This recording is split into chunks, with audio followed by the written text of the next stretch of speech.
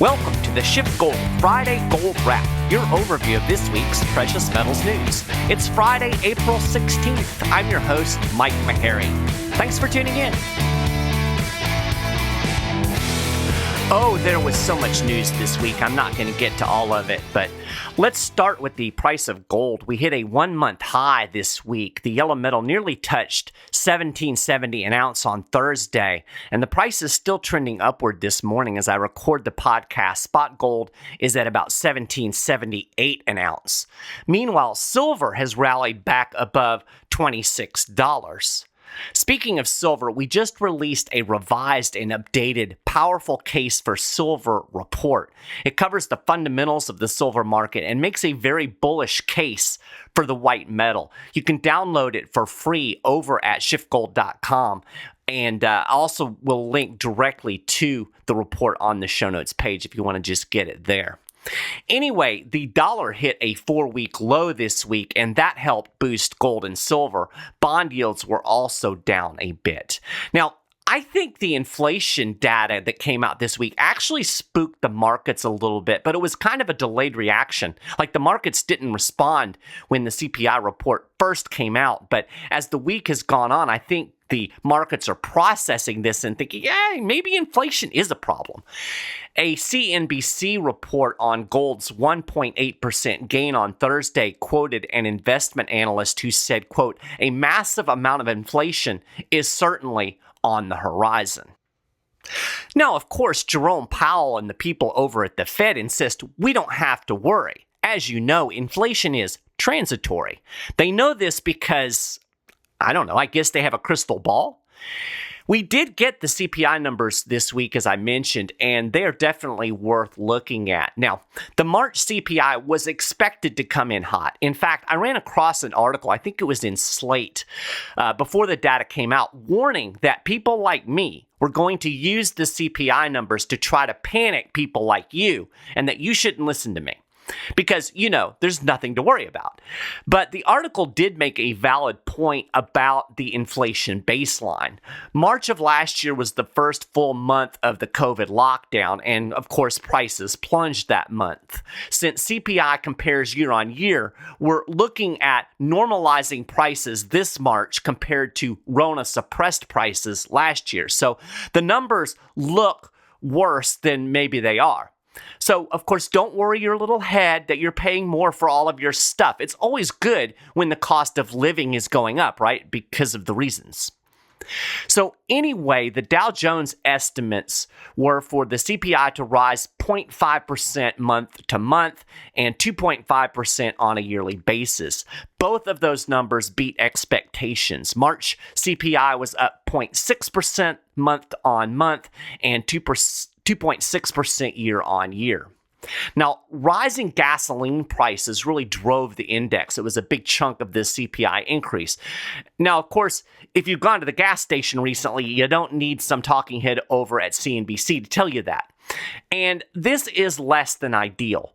Rising energy prices are one of those things that ripple through the entire economy. Everything depends on energy, and energy costs get factored into virtually everything.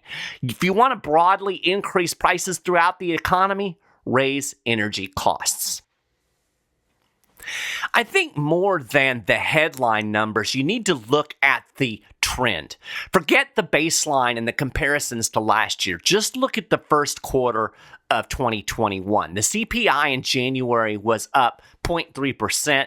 It was up 0.4% in February, and now we got the 0.6% rise in March. This is a disturbing upward trend, and the total is 1.013%. That's an increase in CPI in Q1 alone. If that trend continues every quarter this year, we're looking at a better than 4% gain in CPI. That is well ahead of the mythical 2% target. And if you extrapolate the monthly acceleration in CPI gains and figure that that's going to continue through the year, it would come to something like 13% by the end of the year. Now, am I projecting 13% inflation by the end of 2021? No. Well, I don't think I am. Maybe. Probably not. But I don't think 5 or 6% is an unreasonable number to pin on this. Think about that. And if the CPI is saying you're paying 5% more for everything, you know it's worse than that because the CPI understates the actual rate of inflation you're feeling in your wallet. While everybody focused on the CPI number, there was another inflation indicator that didn't get as much attention. There was a big jump in import and export prices. Import prices surged 1.2% in March and are up 6.9% year over year. Export prices jumped 2.1% on the month and 9.1% year over year. Now, you might be tempted to think, well, that's not all bad. At least we're making more on our exports than we're paying for imports. That's nice, except for the fact that we import far more goods than we export. That's why the trade deficit in goods set another record in February. We're taking the stimulus money that the Fed is printing out of thin air, and we're spending it on products that are made overseas. This is not the formula for a strong, vibrant economy. And stop and consider that big spike in export prices. If it's costing more and more to produce the goods that we're sending overseas, it stands to reason that it's costing more and more to produce the goods that we're making that stay here at home. So there's no denying that we're starting to see significant price inflation. Whether it's transitory for real, well, I guess we'll find out, right? It was interesting watching the markets when these numbers came out earlier this week. Basically, they didn't react at all. They pretty much shrugged it off. After all, we know this is transitory, right? Peter Schiff has been making a really good point this week. He talked about it in his podcast and he mentioned it in an interview on RT Boom Bust. He said, these are the same people who were telling us that subprime was contained back in 07, 08, and there was nothing to worry about. Well, inflation is as transitory as subprime was contained. So here's the question. How do they know inflation is transitory? I mean, I think it's basically based on past performance. We printed all of this money before and it was fine. So it will be fine again. But as the old investment world adage goes, past performance does not guarantee future results. You know, they're playing with fire here, right? The conventional wisdom has always been to nip inflation in the bud. Get on it early. As soon as you're forecasting a rise in inflation, you take steps to tamp it down. You don't want inflation to get out of control because when it gets rolling, it's really hard to tame. But that playbook, it's completely out the window. So as I asked in last week's podcast, when do they decide it's not transitory? How high do prices have to go before the Fed says, oops? And when they do say, oops, what are they going to do about it? I'll tell you what, nothing. They can't do anything about it. See, that's where I think the mainstream is being misled. They trust the Fed knows what it's doing, and if inflation isn't transitory, the central bank will figure it out, and then it will ride in on a white horse, and it'll tighten monetary policy, and it'll raise rates, and it'll put out the inflation fire. They can't do it. It would destroy the mythical recovery, which is built on inflation. They can't get rid of inflation without killing the economy. I'm not going to go through that whole mantra again. That's if you want to hear that, you can listen to last week's show. But to close out today, I want to talk a little about the budget deficit. We got the March numbers earlier this week from the Treasury Department. You will be unsurprised to find that the federal government ran another massive budget shortfall to the tune of $659.59 billion. That's well over $500 billion in 1 month. Third biggest monthly deficit in history. That pushed the budget shortfall to a record $1.7 trillion through just the first half of fiscal 2021. Again, a record.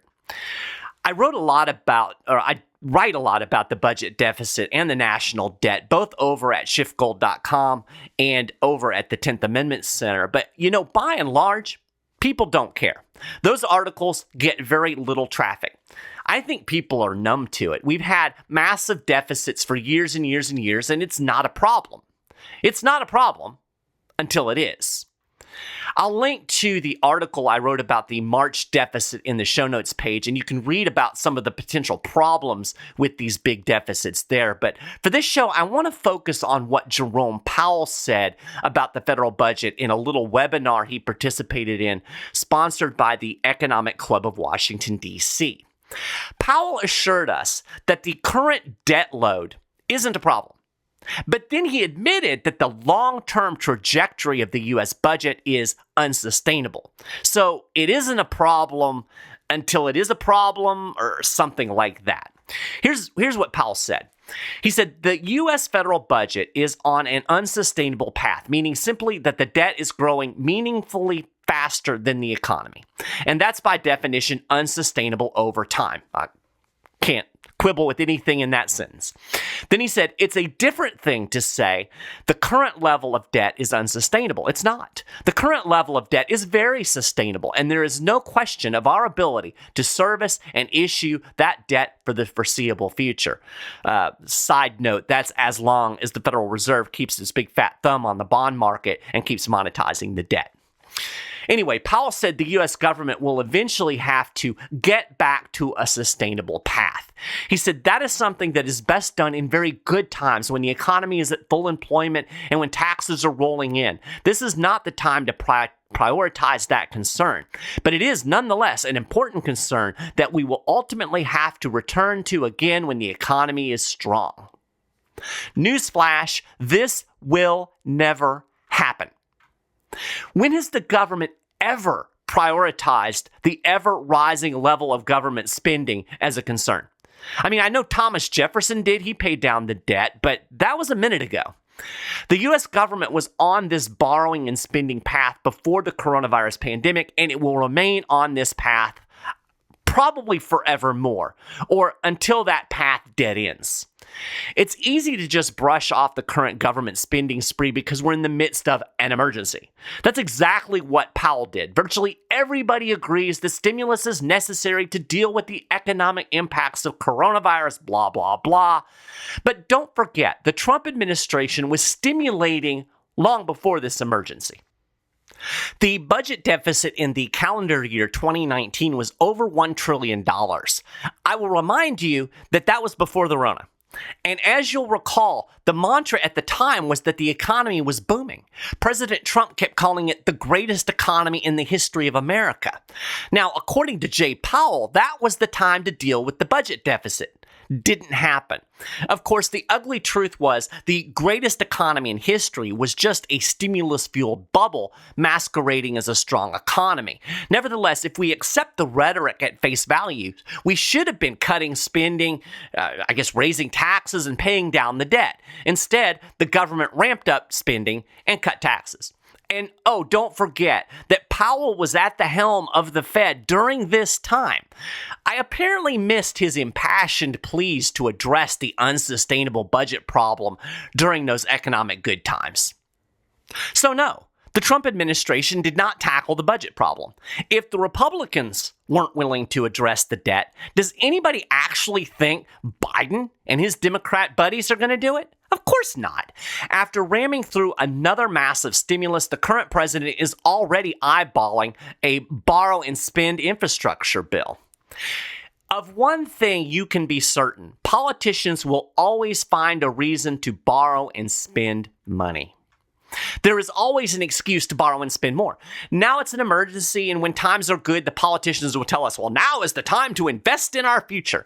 There is never a time to prioritize concern about the budget deficits and paying down the national debt. It's always kick the can down the road, as Powell is recommending now. And that works fine until you run out of road. It's not a problem until it becomes a problem. Well, between you and me, I think it's a problem now. My question to you, as always at the end of the show, is are you prepared for the consequences of all of these problems that I guess aren't problems but are going to be problems? If you're not, or if you just don't know, I highly recommend talking to a SchiffGold precious metal specialist today. These guys are fantastic. They can help you figure out how you can preserve your wealth in the economic times that are ahead. They will look at your personal goals, your portfolio, and help you understand how precious metals can fit into your investment strategy. Give them a call, 1-888-GOLD-160. Shoot them an email at info@SchiffGold.com. These guys are fantastic. They will help you. Call them today. Well, that is a gold wrap for this week. You can get more details on all of these stories and more, and keep up with the latest precious metals news and analysis throughout the week at SchiffGold.com/news. I didn't even touch on today the fact that consumer credit is going up. Some other things, that interview that Peter Schiff did on Boom Bust is on there. Check it out, SchiffGold.com/news. If you haven't done it already, you can subscribe to the Friday Gold Wrap over at iTunes. We're on Stitcher. We're at YouTube. Links to all of that stuff on the show notes page. I appreciate you listening. Have a great weekend.